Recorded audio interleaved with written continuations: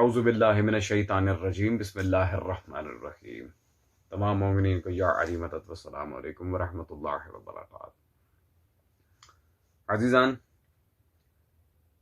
آج ہم آپ کے سامنے حاضر ہوئے ہیں ایک بہت پیچیدہ مسئلے کو لے کر کے شیعہ مذہب پر لگائے گئے کئی الزامات کا الحمدللہ ہم مکمل علمی جواب دے چکے ہیں۔ آج ایک پرانے اور ایک نئے الزام کا جواب ہمیں دینا ہے۔ ایک الزام توہین اہل بیت کا اور دوسرا الزام شیعہ اپنی نیاز میں جانوروں کا جھوٹا ڈالتے ہیں، بالخصوص گھوڑے کا۔ تو مولوی کامل بریلوی، جسے ہم کئی دفعہ ایکسپوز کر چکے ہیں، اور اس کی جہالت کا یہ عالم ہے کہ یہ بندہ اردو عبارت بھی ٹھیک سے نہیں پڑھ سکتا۔ ہم نے کئی دفعہ ثابت بھی کیا، اور ایک نمبر کا خیانت کار بھی ہے۔ آئیں ذرا اس کی ویڈیو کی طرف چلتے ہیں اور دیکھتے ہیں یہ کیا ہمیں سو کال پیغام دینے کی کوشش کر رہا ہے۔ نکاح جیسی سنت کو محرم کے اندر اس پر بڑا وبیلہ کھڑا کیا گیا۔ کچھ لوگ اہل سنت کا کھا کر یہ کہنے لگے کہ دیکھو جی محرم کے اندر نکاح ہو گیا تو یہ تو ناسبیت ہے۔ تو میں پوچھتا ہوں کہ یہ روافظ کہ جو ہے وہ مہدی رچا رہے ہوتے ہیں، اور معاذ اللہ حضرت قاسم رضی اللہ تعالیٰ عنہ آگے ان کی دولہن کا مجسمہ بنا کر وہ خرافات کی گئیں اور اس ملک کے اندر کی گئیں، تو کہاں سوئے رہے ادارے، کہاں سوئی رہی ایجنسیاں؟ کیوں نہیں ان کو جاگ آئی؟ کیوں وہ ان گستاخیوں کو نہیں روکتے؟ تو خدارا ان کو روکیں۔ اور کہیں پر جائز کام ہوتا ہے وہاں پر سارے اٹھ کے آ جاتے ہیں۔ عوام کو اتنا اندھا کیا ہوا ہے، ویسے دین کی تعلیم حاصل نہیں کرنی، اور پھر وہ لوگ کہ جن کا مسلک کے ساتھ تعلق ہی کوئی نہیں ہے، وہ بغیر دلیل کے جب بک بک کرتے ہیں تو لوگ ان کے پیچھے لگ رہے، دیکھو جی فلاں ناسبی ہو گیا، فلاں رافضی ہو گیا، فلاں خارجی ہو گیا، فلاں یہ ہو گیا، فلاں وہ ہو گیا۔ دیکھو تو صحیح کہ کون اہل بیت اطہار کی گستاخی کر رہا ہے۔ جی عزیزان، اس نفسیاتی مریض کو اتنا ہی نہیں پتا کہ یہ جو جاہلانہ حرکت کی گئی ہے یہ نہ تو مذہب شیعہ کے اکابرین کی طرف سے ہوئی ہے، نہ ہی ہمارے کسی اکابر نے کبھی اپنی عزاداری سے ریلیٹڈ کسی کتاب میں اس کا کہیں ذکر تک کیا ہے۔ ایک کسی علاقے میں اگر کوئی اس طرح کی جہالت کرتا ہے، اس کا مطلب یہ نہیں کہ سارے مسلک کا وہی عقیدہ ہے، یا مراسم عزاداری میں ہم اس طرح کی خرافات معاذ اللہ بی بی فاطمہ بنت حسین صلوات اللہ علیہ، جو شہزادہ قاسم صلوات اللہ علیہ کی زوجہ تھیں، جن کا خود امام حسین نے میدان کربلا میں کیا تھا شہزادہ قاسم ابن حسن کے ساتھ، ان کا مجسمہ بنا کر اس طرح چادر اوڑی جائے مولا حسین کی اطرت کا ایسا معاذ اللہ توہین امیز معاملہ ہمارے مذہب شیعہ کے شعار میں داخل نہیں ہے۔ ہم اس کے سخت معنی میں مذمت کرتے ہیں، اور جنہوں نے بھی یہ کیا ہے ہمارا ان سے کوئی تعلق نہیں ہے۔ دوسری بات،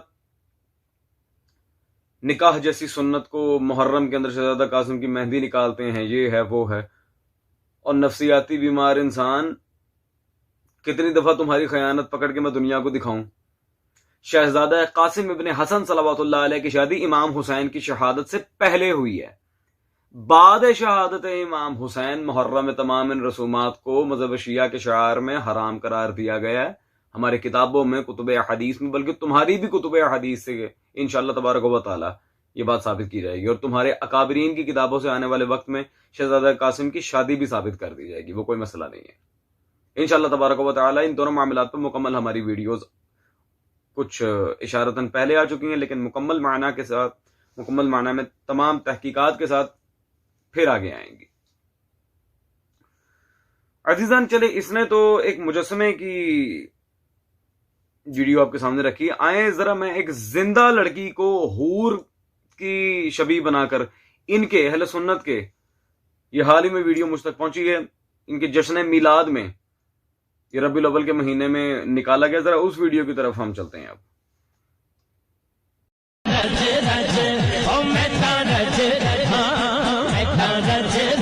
خوشیاں مناوا اللہ دا سونا یار آ گیا، رج رج خوشیاں مناوا اللہ دا سونا یار آ گیا، کرا شکر تے جشن مناوا، کرا شکر تے جشن مناوا اللہ دا سونا یار آ گیا۔ جی عزیزان، نہیں مجھے یہ بتائیں، مجسمہ نکالنے پہ اسے بہت زیادہ آگ لگی ہوئی تھی، محرم کے اندر یہ ہو رہا ہے، توہین اہل بیت کون کر رہا ہے، وہ کس نے کی ہے، سب کو پتا ہے، جناب سیدہ کے لحاظ سے کون بکواس کرتا رہے، تم لوگوں کو اس بات پہ کئی دفعہ منہ توڑ جواب دے چکا ہوں.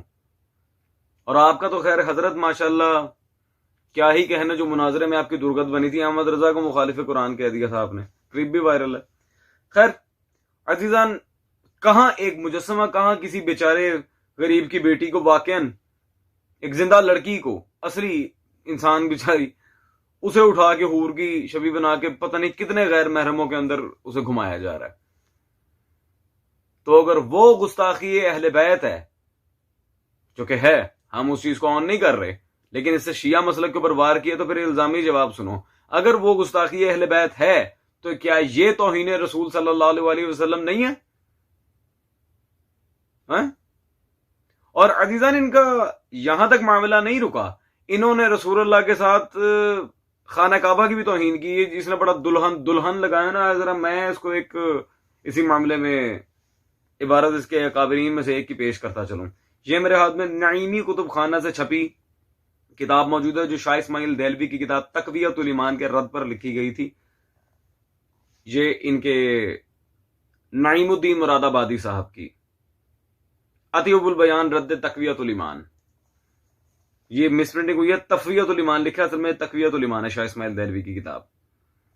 رد تقویۃ الایمان میں صفحہ نمبر 50 پہ شاہ عبدالعزیز محدث دہلوی کی تفسیر فتح العزیز سے اس نے ایک اقتباس نقل کیا ہے کہ جی دہلوی نے جابر بن عبداللہ سے روایت کی کہ حضور صلی اللہ علیہ وسلم نے فرمایا کہ جب روز قیامت ہو، فرشتے کعبہ معظمہ کو دلہن کی طرح زیب و زینت سے سجا کر محشر میں لے جائیں. استغفر اللہ ربی واتوب الیہ. کیا خانہ کعبہ اور رسول اللہ معاذ اللہ مذاق ہیں؟ استغفر اللہ. کیا حدیث رسول صلی اللہ علیہ وسلم میں اس طرح کے نازیبہ الفاظ آتے ہیں، خانہ کعبہ کو دلہن کی طرح سجا کے؟ استغفر اللہ. عزیزان، میں کہتا ہوں یہ کیا ہے؟ یہ رد تقویۃ الایمان میں کیا لکھا ہے؟ اور کم از کم کتاب چھاپنے کی تمیز سیکھ لو. تقویۃ الایمان، تقویۃ الایمان کتاب کا نام ہے. جی بھائی، پھر یہ کہیں گے نہیں وہ دلہن کی طرح سجانا وہ ایک محاورہ ہے، یہ ہو تو وہ اور کوئی محاورہ نہ ملا، کیونکہ رسول خدا صلی اللہ علیہ وسلم نے تو دلہن کہا نہیں ہے. استغفر اللہ. یہ اپنے مذہب کی طرف ذرا غور کریں، انہوں نے تو حرم کعبہ کو نہیں چھوڑا، دلہن دلہن دلہن لگے ہوئے ہیں. اچھا، اب چلتے ہیں دوسرے یہ مولوی کے دوسرے اعتراض کی طرف. ویڈیو دیکھ بھی رہے ہوں گے تو آپ غور سے دیکھیں کہ کس طرح جو ہے، کیا یہ معاملہ، یہ بات سچ ہے یا جھوٹ ہے. آپ دیکھ رہے ہوں گے خود جو ہے وہ بطور ثبوت کے لوگ پاس گلاس لے کے کھڑے ہوئے ہیں اور بچے جو ہیں وہ اسے پی رہے ہیں، اور اس کا ایک بڑے سے برتن میں جو ہے اس کا منہ لگا کے اور باقی برتنوں میں وہ پانی جو ہے وہ ڈالا جا رہا ہے، اس کا تھوک ڈالا جا رہا ہے. اور بڑے حضرات بھی پاس گلاس لے کے جو ہے وہ اس طرح کا بطور تبرک اس کو سمجھتے ہوئے وہ استعمال کر رہے ہیں. تو میرا صرف اور صرف یہ چیز واضح کرنا تھا کہ جب ہم واضح کرتے ہیں تو یہ کہتے ہیں کہ یہ صرف اور صرف سفید جھوٹ ہے، بالکل صاف جھوٹ بولتے ہیں، ایسا کچھ ہوتا ہی نہیں. اور پھر غلیظ زبان استعمال یہ حضرات کرتے ہیں اور یہ کہتے ہیں کہ یہ اپنے بچوں کو مجلسوں سے روکنے کے لیے اور اس طرح کے جو ہے وہ سبیلوں سے روکنے کے لیے ہماری، تو اس وجہ سے اپنے بچوں کے ذہنوں میں یہ ڈال دیتے ہیں کہ وہ وہاں پر نہ جائیں. تو ایسا کچھ بھی نہیں ہوتا. تو آپ اپنی آنکھوں سے آپ نے دیکھ لیا کہ ایسا بالکل. جی عزیزان، واقعا میں نے مذاق میں نہیں بلکہ سیریسلی کہا تھا، اور واقعا ثابت بھی ہوا ہے کہ یہ بندہ 100% مینٹلی ریٹارڈ ہے، یہ نفسیاتی مریض ہے.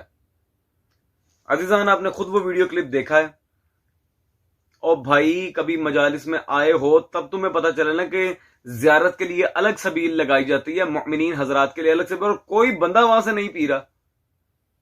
بالکل جھوٹ بول رہا. ہمارے ہاں خود گھر میں شبیہ رہوار سلطان کربلا تیار ہوتی ہے، اور شبیہات پہ الحمدللہ تمہارے گھر کی کتابوں سے میں کئی دفعہ دلائل دے چکا ہوں.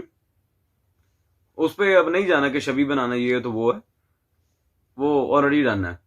لیکن یہ کہنا کہ یہ گھوڑے کا جھوٹا کھلا رہے ہیں، یہ ہے وہ، یہ بالکل بکواس پر مبنی بات ہے. اس میں کوئی حق کی بات نہیں ہے، بالکل نہیں.